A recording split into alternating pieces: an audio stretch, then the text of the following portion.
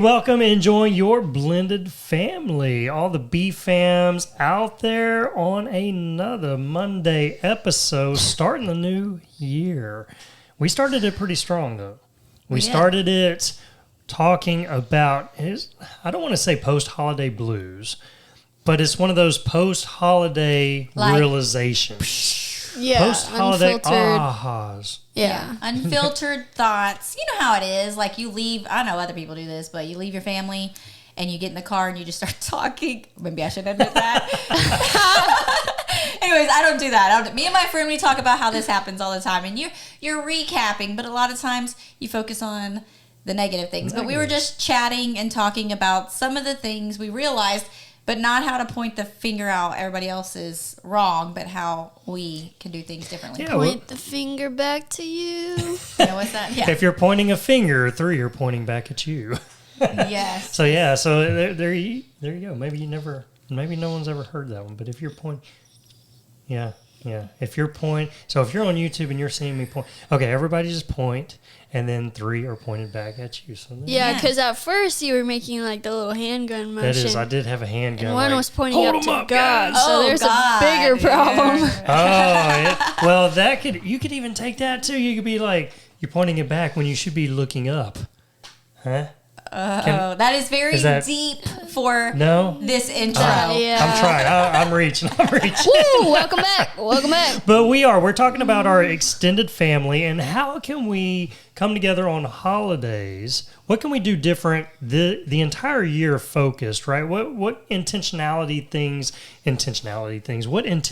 can we do this year to allow our extended family to kind of come in and us all really blend well in harmony instead of it just feeling kind of dysfunctional in a sense. So it's going to be a good episode. All right. So we are back. And again, if you just happen to come We're back! There Sorry, we go. Whoa. There we go. Plot twist. If you just happen to come into this episode, you found us randomly and you're like, what? Go back and listen to last week's episode where we began to unravel it. We explained a little bit more. We have a special guest. Hello. Special guest, but not really. I mean, she's just...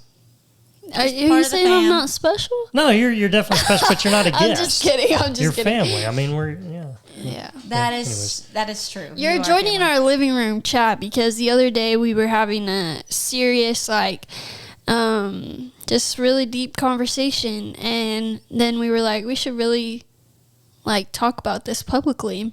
Yeah, we almost hit record. We almost just grabbed our phones and said, this is good stuff, because we were walking away going, oh man, dang. Yeah, I was having some realizations about myself. I think we were all just kind of, I know I broke out in tears. Yeah, we had a crier over here. Doesn't take much. Yeah. She's like, and I'm about to start crying. Oh, here we go. I'm just kidding. Hopefully I got that out for this episode. And the thing with this episode, too, that we talked about is a lot of times we try to come with, suggestions or here, this is what you should do differently because we've already mastered that in a sense, right? But these are one of those things that we haven't quite figured it out yet, and we started talking through, what are some things that we can be very intentional on this year to possibly solve some of these things before next Christmas comes around and we find ourselves in the same boat. Yeah, because we realized that even this Christmas, and like we said, we've been at this 15, 16 years now, which is crazy when you think about it, but we still have extended family divisions, right? There's not it's not completely meshed well. And we started really looking at that saying, well, why not? And why does it feel, I mean, you're in a blended family, right? I mean, we've been in ours for a while, and it seems like, okay, we go celebrate at your mom's house. We go celebrate at my mom's house. We go to my dad's house. We go to your dad's house. Now we're going to extended family or friend. It's like we have all these places, and at each one, it would feel like our kids would just get lopsided gifts. It's like if they were the, quote, biological kids, then they would just receive more stuff. And then the bonus kids, the step kids, they would get maybe one gift, or something like that. And then you go to the next, and then it's like completely lopsided there. And, I know as parents, whenever you and I would deal with that, we would walk away sometimes going, oh my goodness, and if we're feeling that way, how much are our kids feeling this way or sensing that? And feeling like, well, why did they get all that stuff and I only got this and all that? When it's such an uncomfortable conversation to have with anybody, though, because you don't want to be ungrateful. Like, it's hard to have this conversation with somebody saying, like, well, you should have spent more money. It's not even about the money. It's just about the exclusion. That thing puts like a value system on how much you see that person as a part of the family. Yeah. And I know we do it. We joked about it just even with our kids' significant others and like, what do we include as when we budget our Christmas budget? We were joking about it. Do boyfriend and girlfriends hold higher the number of years they've been together? Like our son, let's create a hierarchy. They had a baby here together, so it's like, well, she's considered one of the family now, but this one's still temporary because there's not a ring on. It's like all the kind of stuff, like how you rank stuff, and that comes in reflection on gift giving. And it doesn't really matter, like we're saying, it's not the value of the gift. It's that it wasn't an afterthought, or that it truly was the thought that counts kind of thing. Yeah, yeah. Well, it does. It holds, it's like, any gift giving. And I had an aha moment. I don't even think I told y'all this. You had none. I was like, Randall either is perfect or is unwilling to face truth. No, I'm definitely perfect. But, it's, as far as Christmas, I have probably the past few years really had this negative outlook on Christmas because I do get okay. There were some ugly looks coming my way whenever I said YouTube, that. Yeah. But I kind of had that Grinch mentality of it's always about the gifts. It's about spending money. It's about materialistic crap, and it's like, it's pointless. Why do we feel on one day out of the week? Oh, your Christmas comes often. I know your pockets are empty. Thanks, babe. But, one day out of the year, we feel obligated that we have to go spend a lot of money on a lot of stuff for a lot of people. And I just really would get into that mindset of why? Why do we such... I know we live in, America, and we are very materialistic. Why do we feel the need to just go buy junk? But really this year I had an aha moment, and, whether I really think it was God kind of speaking to me in a sense on this. Answered prayers, ladies, that are praying for your husbands. Well, the thing is, I think as parents, whenever we're raising our kids, and I think this is something probably we could have done differently thinking back, but, it's our kids as they're growing up are just so much, let me receive. It's all about me receiving gifts. And it's not about the giving. And I think sometimes we get so caught up in the receiving that's what takes away from the holiday. But whenever you flip it and it's all about the giving, and I think, Riley, definitely watching y'all older now, and you're going out and you're buying presents for everyone else. You're thinking about everyone else and giving gifts. Yeah, I was super excited for this Christmas because it was like the first Christmas I was able to actually give people things. Before it was just like, oh, let's make them something because I'm broke. But yeah, actually going out and having that intentionality, like, oh my God, this person would really love this. It made me super excited, which I'm not really the kind of person who gets like, when people ask, oh, what do you want for Christmas? I'm just like, I don't care. Like whatever, I haven't had a list for a really long time, but I just really like to be with the family. I just want to be there. And we got some that plan, they give you their Christmas list like a year in advance. It's like, here's what I want. Go ahead and prepare. They keep their Amazon wish list. No, I think my favorite Christmas that we've had though was last year, because is that when we did the pinata and all we got was like, Q-tips. Yeah, toiletries. But that was my favorite Christmas because it seemed like we had so much fun as a family that it didn't feel like the pressure of, oh, like, we have to get these people these gifts, or like they're not gonna love us, or like something like that. It was just more like we were just hanging out, spending time together during Christmas.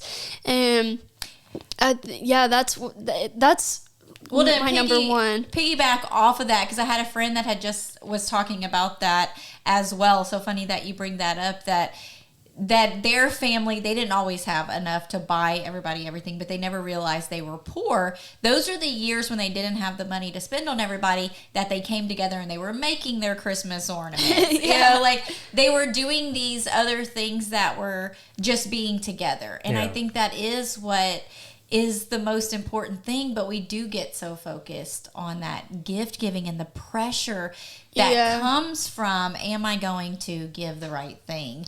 When I guess the realization that I walked away this year. Oh yeah, it was back to your realization, sir. No, I love how it kind of comes full circle, but what got me out of that, and what I really felt kind of God ministering to me, and seeing that in my kids now, is that we are selfish. Each one of us, we're very selfish in what we do, and we constantly thinking about ourselves and what we need and stuff like that. But this one day out of the year is something that pulls us away from that and makes us think about someone else. And to where it's like we're coming up with things. What would they really love? What would they love doing? What could I give them that would be special for them? And I guess seeing our kids doing that, getting outside of themselves, to where it's now not just about receiving gifts, but it's about gift giving. And I'm like, that's what Christmas is all about. It's not really about the materialistic stuff. That's just a byproduct from us giving, of us thinking about others. And even our extended family sitting there, what would my mom like? What would my aunt like? What would my, and us getting outside of ourselves, thinking about other people. And I guess that kind of takes it back to where I think us as parents could have done a better job raising our kids.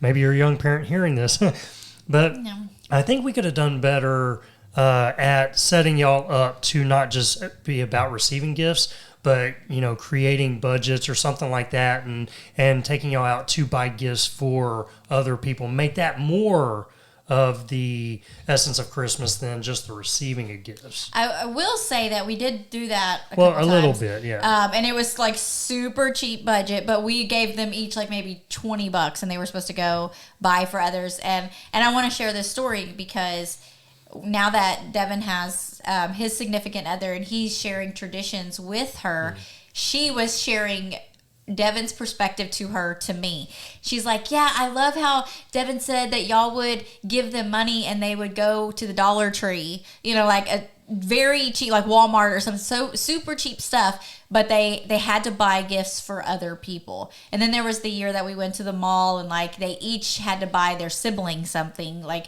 we drew names between the siblings, so each sibling was responsible for only one person, and we gave them a budget. But he shared that with her as if we do it often. I know that's the thing. We weren't consistent with that. We did it very few times in the times we were raising But that's what stuck out to him. Yes, yeah. Yeah, and that's the power in it. And if I could turn back time, oh God, if I could find a You're musical. way, You're supposed to join him. Yeah, if I could turn back time, did y'all like that? Was that good? It was beautiful. If I could turn back time, I think making that more of the priority, making that more the focus, and being consistent with that, I think would have been.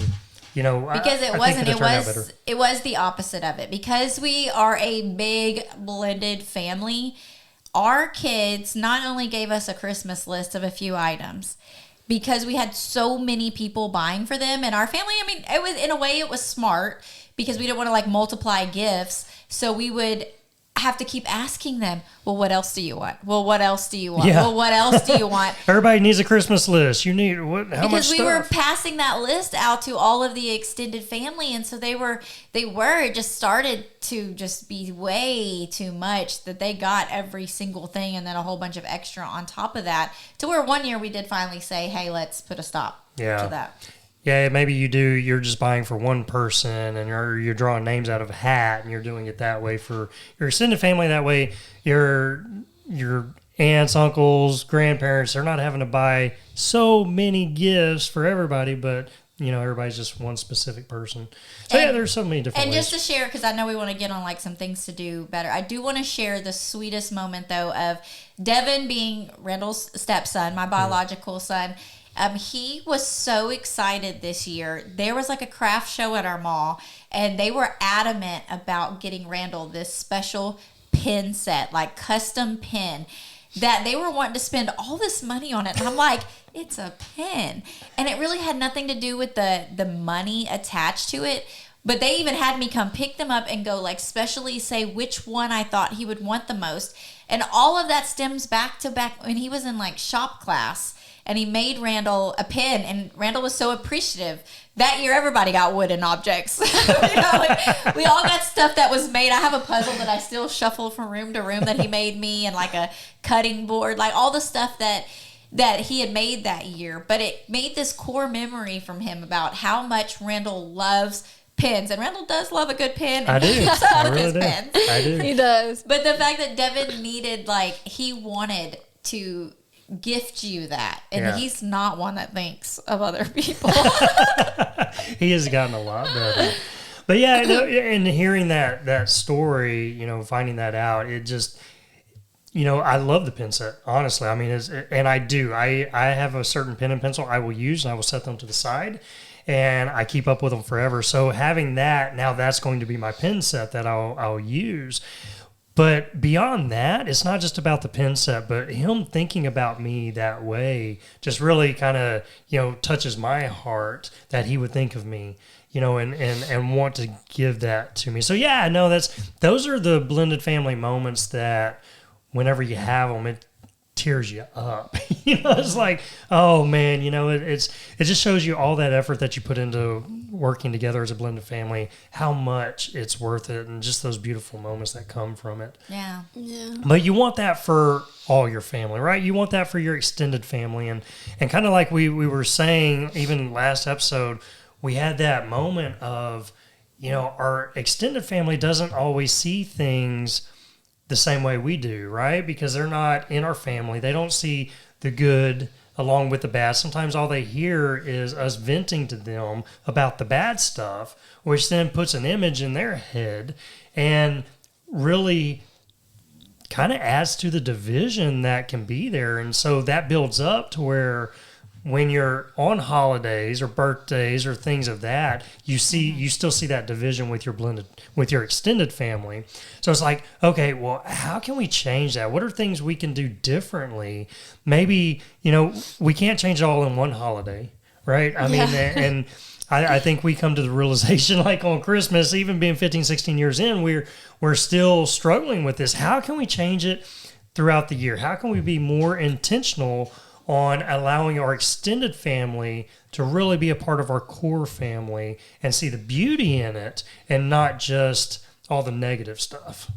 Yeah. And that is the hard thing. And so as we just started like discussing like what is it that we can do, and that's where we started really trying to brainstorm how can we make it different this year, right? Yeah, and it's one of those that I think we always come back to recognition, right? It's once you realize there's a problem, then you can overcome the problem. Yeah. And this is what's crazy about this, is it took us 16 years to even realize this was a problem. It was just solved the other day in the living room. I think we realized that there was an issue there, but we didn't realize maybe where the root was coming from. Yeah. And it took being honest, because it's one of those things where when we're in a blended family and we're seeing these things happen, we see everybody else as the problem, right? And we can't fix, we can't change, we can't make other people do things.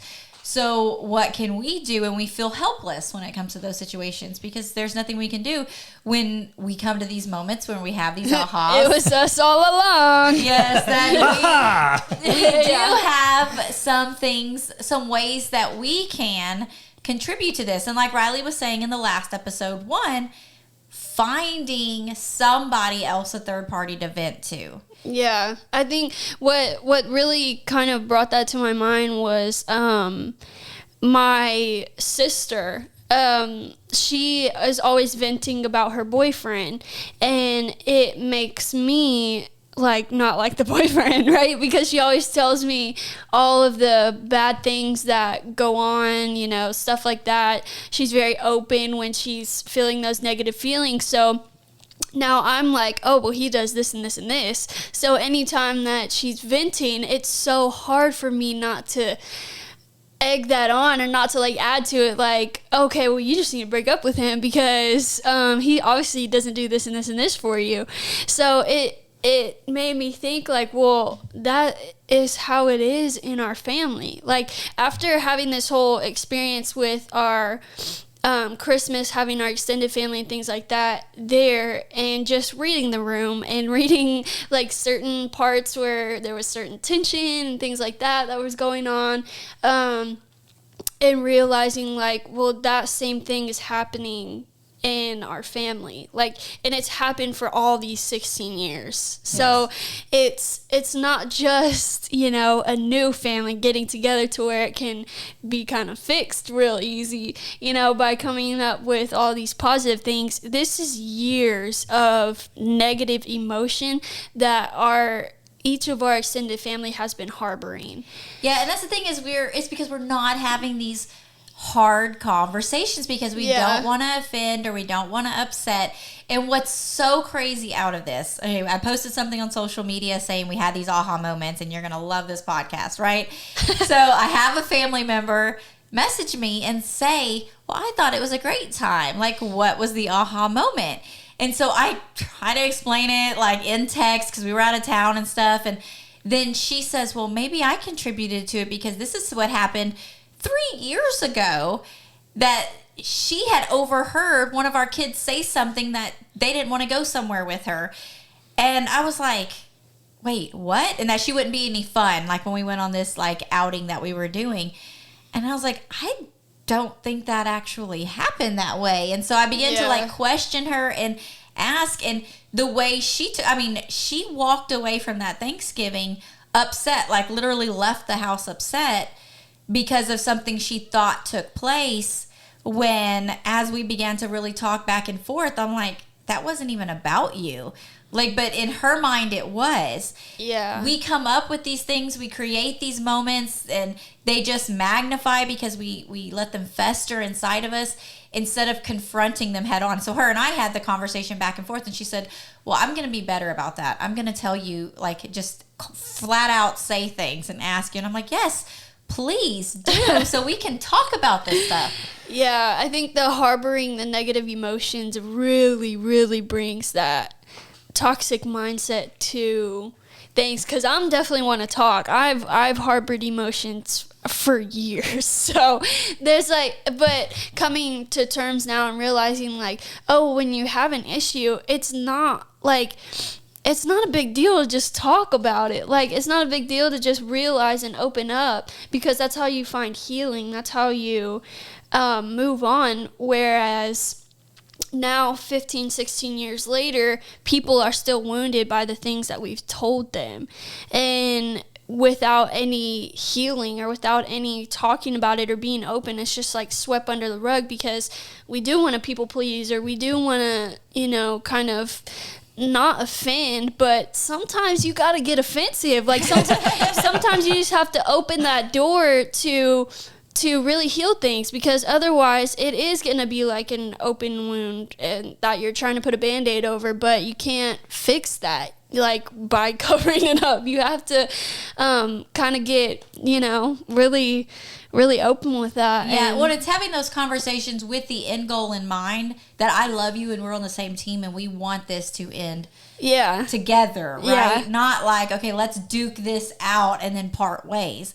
But to have these hard conversations. And Randall and I, it all started from him and I. Like, I hid so much from him, and it kept our relationship from being able to go deeper in the way it has over the last 5 years, because I finally started being honest with him about, there's so much, guys, that I assume about this man, that I assume that he likes or dislikes or doesn't want to do or whatever, that I stopped inviting him places. We had that huge aha. We've had so many ahas. I don't know if we need to pause for a minute What do you think? Oh, there's just so much here. But what's crazy is even, like you were saying, getting wounded or hiding things, but it's even getting offended over something that it may not have even been about you. It was just overhearing a conversation and you just took it as you, and now you're getting wounded over nothing. It was, it wasn't even, had nothing to do with you at all. And we can do that. We do that so much. So yeah, we're going to really bust some of these things out here in just a moment. So y'all stay tuned. Blended families can be hard at times, can't they? Have you ever said, I don't feel like me and my spouse are connecting? Or I'm bending over backwards and my stepkid still pushes me away? Or do you feel like your family's doing okay, but you'd like it to be more than okay? You want your family to level up, take it to an even stronger level. The truth is, we're all looking for more joy and happiness in our lives. So how do we start seeing that in our blended family? Because really, our family is the first place we should truly be enjoying and having the most fun with. So how do you enjoy your blended family? You create more fun opportunities that your family loves doing. These are big things, they're small things, things that cost money, things that don't cost money. But the more fun you have together, the less blended family drama you'll have, which equals more joy and happiness for everyone. Now, you may be saying, yeah, but I don't know how to do that. I don't even know where to start. That's okay. We walk you through 5 fun dates you get to have with your family. These dates help you discover those fun things your family loves doing. You'll walk away with so many more great ideas and have an amazing, easy plan to make it happen and to keep it going. Plus, you get to have a lot of fun discovering all this in the process. We walk you through everything and make it really fun and easy. So how do you enjoy your blended family? By going on these 5 dates and discovering fun in your stepfamily. You'll be so glad you did. Have more fun together and you'll see less problems. The link to get started on this amazing journey is in the show notes of this episode. But it's okay. So one of the biggest realizations we had was the venting, right? We talked about that. We talked about who we vent to. Because a lot of times whenever we are a blended family, we've got our side per se, right? And then they've got their side, and we want it to be our side. We want it to be together, but still we will still run to our mom, or we'll run to, someone on our side and be like, well, such and such did this, and I just wished it was like this. And, you're telling them all the negative things, but yet you're in it and there's still so many good things, right? And you're easy to get over. And it's kind of like that, like we were saying, the boyfriend, maybe your kids end up having a boyfriend, girlfriend, and then they break up and they talk all kinds of crap about them. You're like, oh yeah, they were terrible. Oh, and then they get back together. And it's like, and then now you're having all these negative things like, oh, I can't believe they, but in reality, there were so many good things, and that's why they got back together, or something like that. So how can we move beyond the venting? Because we got to vent. We got to be able to have some type of venting. Yeah, it's not bad to vent. Like, it's just a part of being human. You just have to let all those emotions out. Like, don't harbor that, because that's where the grudges come in and things like that. It's good to let that out, but just being intentional about who you let that out to. Because like Scarlett was saying earlier, venting to her friends, I never experienced any like exclusion from them. I always felt super included, so I never really thought that she talked bad about me there. It's like out the bag. But good job, friends. Yeah, but they're like, friends are really good about, I feel like, too, being just open to both sides of the story, because they're not necessarily just, your friends are on your side, obviously, but they're an outsider, so they see all the parts, right? And when y'all get together as a family, having your friends over, they also see the good parts, like they also see you interact and things like that too. So I feel like it's easier for them to just kind of let it go because it's not really involving them. It's just like a way for you to release that, and vice versa for them as well. But that's why we were talking with the family. It's a lot harder because it's now all these. You got emotional strings. Yeah, you have attached. emotional because, and it brought to my mind because there are so many things that I told my biological mom about Scarlett that made her also have these assumptions as well, and that amplified. I fed off of that. So anytime I got mad at Scarlett, it was like, oh yeah, well, you have every right because she also did this and this and this and this and this, and it just brought me to resent her even more because I wasn't able to let go of that moment because I was also having someone else in my ear feeding me off the things she had done, you know? Well, and you probably weren't going off telling your mom any of the good, positive things either because there's that natural tendency to not want to hurt your mom's feelings. Yeah. On that, like, because if you share good things about me, then it could hurt her or make her sad. So you keep those things to yourself, right? Yeah. Because I'm sure there was so many good things that she just like held to herself. She's tried so hard to make me love her, and I hate it. Yeah, but just things like that, I think. But it is true. It's whoever you're, if you're venting to your families, like for me, if I'm going and venting to my mom, your granny, and I'm sitting there talking bad about, or not talking bad, but just sharing all the negative things that I wish were different or wish were better in my family. Maybe it was something between me and you, and I'm sitting there like, Scarlett's just, golly, she's doing this and this and this, and I just want, man, I wish it wasn't that way. And so now I'm forming that in my mom. Of course, my mom is my mom, right? There's those emotional strings that are attached. She wants the best for her kid. And so now what is she going to do? She's going to want to defend her kid. And she's going to lock arms around me and sit there and try to help protect me and keep me safe. Or she's going to validate my feelings.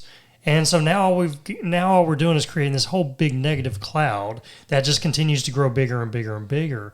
And so really, if we're that's what our family can do, especially our extended family. And then we wonder why there's so much division at Christmas or Thanksgiving and stuff. It's like, well, why don't they accept, my family here? And it's like, well, because you built up this big monster over here.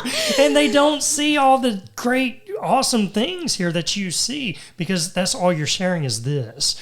And so it really is, it's who you're venting to and how you're venting, is big, it's huge. So it is maybe finding somebody, a third party to where they don't have the strings attached. Maybe it is a friend or, something like that. And just really being cautious of not building that up with our parents or grandparents or aunts or uncles or things of that. So, I think that's one of the big keys. One of the big is just who are you venting to? Yeah. Yeah, and even, finding a therapist or a coach. What we do here at Enjoying Your Blended Family, like, we have that built into it so that you have that person, not only, and which I think blended family coaching, just the benefit of that versus just going to therapy, which we highly recommend as well. If a therapist isn't part of a blended family, they don't understand quite the things that you're dealing with. Their solutions are not always the things that you can do when it comes to a blended family. But to have someone like us that's walked through it, and we know that you love your husband, even though it is hard to be a stepmom and you are dealing with all of these things, but it's not because you want to divorce your husband because it's so hard. We understand that you want things to work out. You want your stepchild to love you. You want your family to have peace and to have unity. And we come with that understanding because we've been through it. We've walked through it. Yeah. Yeah. So you've got that, who are you venting to? That's one big key. And I think one of the big takeaways that we came from just our, talking about this is maybe this year being more intentional to invite our extended family into our family. What are things we can do throughout the year that we're adding them to it. They're coming and they're getting to see the good sides. They're coming and maybe it's an outing, or maybe it's inviting them over for dinner more than what you do now, or something to that, or maybe you're creating just fun outings or something local, going to the park. You don't even have to spend money on it, but you're inviting them more to your family so that they can not only see the negatives, or they're seeing the positives. They're being included, and they're saying, hey, they are a good family, and hey, everyone in that family is important. And okay, so they're I think the more that we invite them in, the more they get to see the beauty of it. Yeah, and Randall had made a point, even though I didn't want to hear his point, because my solution was... What? You don't want to hear it? Let's invite all the family, everybody from all of the branches of our big blended family tree to come over for one night. And then a freeze happened, Texas doesn't happen, so we had to cancel everything, blah, blah, blah. But during that time, he was like, yes, but you can't connect with everybody during that time. Like, you have everybody over, and that's great that we're extending that, invite to everyone, but because there's so much noise and so much chaos happening, you don't get to have real conversations. So that's what he's saying here too, is you may get together on these holidays, you may get together for your Easter or the kid's birthday, but there's so many other things going on that you're not having deep conversations. It's very surface level with them. So when you're inviting them into one of our fun Fridays, you listen to it and you're like, oh yes. We'll just say, I know we did one on golf not long ago, and my uncle loves golf. So, okay, we're going to go play golf. Let me invite them to join us on that. Or you're going out and you're going bowling, and one of your other family members loves to bowl. So not every time. You still want your family time, but including them in some of these moments. Because, again, the more that you have fun together, the more memories that you're going to make, the more laughter that's going to happen. It's creating a bond. And we say that, we've said this in several other episodes, just like with people in the military, because they spend this time together, that they're making these moments, that becomes this like bond and this brotherhood like forever. And that's what we want to do with our family. We want to create more experiences this year to where we have these bonds and these moments together, that's the glue that's like really holding us together. Yeah, and it's so important that you're not, we can't tackle it all, right? We can't do it all, but it is, you got to have your family, your core family time. Y'all got to be able to spend time together and do things throughout the year to make just your core family just beautiful, right? Instead of all the static and division that you're going to have within the holidays. That's a yearly process. We're week by week, we're doing things within our family, but then it may be overwhelming saying, well, now I've got so much extended family. How am I going to, it's just easier to divide them all at one time, which is good. You got to have those as well, but you can't have the deep conversations. You can't really have those great experiences. But maybe it's picking one set of extended family that you're seeing more of the division with, and saying, I'm going to be intentional this year of inviting them a little more to kind of bring them in. Because there may be, like us, there's been years of just negative talk, of venting and stuff, that once we realize that and say, okay, we're going to stop that, we're going to shut that valve off, and, we're going to do something differently. But we still need healing time. So we're going to focus maybe on a few people, and we're just going to this year, start inviting them a little bit more than what we would do. Yeah. But I also want to throw this out there and just get y'all's thoughts before we wrap up. Is another thing I was thinking that we could do is if we feel we have to vent, is maybe there's something within us that we could change? Ooh. That is really good. I think the thing that I've noticed that has helped me recently, which is something that my therapist told me, was to start writing out my immediate reactions, my immediate emotions. Just start writing that out. So as soon as I get affected, as soon as that switch flips to where now I'm offended, triggered or sad or whatever, just writing that out or typing it out on a Google Doc or something like that. That way you get out all of your initial emotions, and then so you feel that relief immediately. and then you can go back later, or you can read it or process it or things like that, and then you're like, wow, like, I don't actually feel that way. That's just how I felt in the moment. You're saving yourself and the person that you are going to vent to later. You're saving yourself from speaking that toxicity to other people, speaking that initial reaction to other people, and you're saving, them as well, because, like how we're talking, people hold grudges and things like that. So maybe that works for you, like try writing that out or something like that. And then if it's something that you can let go of, maybe burn the paper afterwards or something like that, to be like, okay, yeah, now I got that out. I don't actually feel that way. It's all good. It's fine. I'll be okay.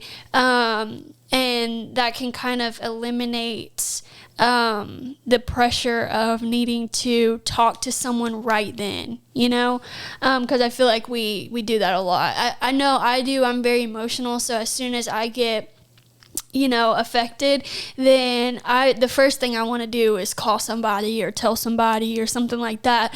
But having to write this out and actually process my thoughts, it's like, okay, well, it's really not that serious. Well, and it's a reminder that our thoughts and our feelings are liars. I mean, because we think it doesn't make it true. And I think for so long, like, we haven't known that to be a fact, but it is. Like, we have these thoughts that pop in our head, the most random things, and they're harmful. And we have a real enemy that wants to stir up division in our family, so he can give you these negative thoughts, and they go on like replay in your mind, and you can't get them out, and then these emotions that come to follow. But like you're saying, when you can get all that out and realize, either kind of word vomit it on something just to get rid of it, or begin to replace it with some truth.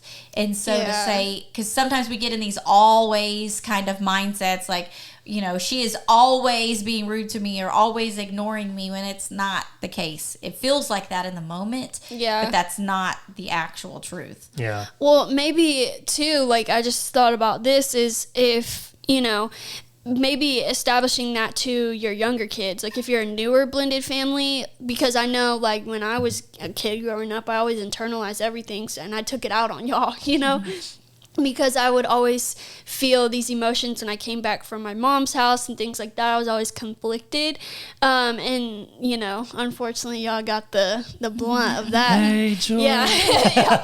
Y'all got my retaliation. But maybe having them, like, take a moment and be like, okay, I understand you're upset right now, but let's talk it out, write it out. Or, maybe have them, if they don't like to write, maybe have them draw their emotion or something like that. Take it out that way, because then you can look at it and you can process it together and be like, okay, well, now that I understand how you really feel, let's walk through this together as a family. And that can kind of erase some of the things that you're struggling with individually. It brings it together, it brings it in the open, because just looking back and remembering, like, there's certain instances, especially with extended family and things like that, where I felt excluded a lot. But I feel like if I would have talked to y'all about that, instead of just reacting as a kid, because when you're a kid, you don't understand, like, and it's hard for that parent to understand the kid's perspective as well, because the kid doesn't understand what's going on. Like, they're just reacting out of how they feel. They don't know how to handle their emotions. And then the parents are like, oh my God, this kid is such a brat, like. Well, because the parents, we're still trying to figure out our emotions. Yeah. So there's a lot of feeling bouncing around in those four walls of your house. But just having them write out or draw out those emotions, maybe might help y'all understand each other better, and be able to come to terms and talk about what the root of the issue is, and that way you can heal from it together as a family quicker than we did, because we just always internalized everything and swept everything under the rug. But if we had like just put it out in the open and got it all out, and talked about it and processed it, then maybe we could have blended better initially in those years. Then, you know, it could save you 16 years of of hardships that you're still having aha moments about. Yeah. So maybe try practicing that with your kids or something like that. Or even like spouse as well. Maybe try doing that too, and, you know, understand each other. I love that. Yeah, I love that even as, you know, adults, we're trying to figure out, we're trying to watch who we're venting to and the negative things we're saying. We're trying to capture our thoughts and decipher those. But then what are we teaching our kids? How do they handle their venting as well? And, you know, that kind of brings up a whole new perspective on that. And we always say, you know, we can throw that Jesus juke in there. But, you know, it really is our first source. We should always be venting to God first. And, you know, that's one thing that I don't think we do enough of sometimes, that we do turn to other people before we turn to God. And sit there and say, okay, you know, because, you know, he says he wants to hear everything, and he wants to hear the venting too, because I think as you're doing that, it's almost him saying, do you hear yourself? Well, I think being like coming to terms too, and just being truthful, like with, if you're venting to God, just still understand that he does want to hear everything. Because if you turn it and vent to God, then sometimes you might be like, oh God, I don't actually want to tell you that, because that's really raw. But just write it all out, and you know, make it like my letters are to God anytime I journal or anything like that. But it's my like most secret all kind of stuff, because you know, that's I don't. Does that make sense? Yeah, that's kind of how you process. Yeah, that's how I process. That's another way to pray to God is you're writing it all. You're writing him a letter. That's amazing. Yeah, good stuff, man. Okay, we could keep talking, and I think we're going to continue maybe talking on some of this post-holiday stuff on the next episode. But man, a lot of good stuff from this. Yeah, I just want to keep going, but we'll pause. Pause button. Well, all right, guys. Well, I hope you had some amazing takeaways like we have. And I know we're all in this journey together. You know, we're all in this journey of... in this together.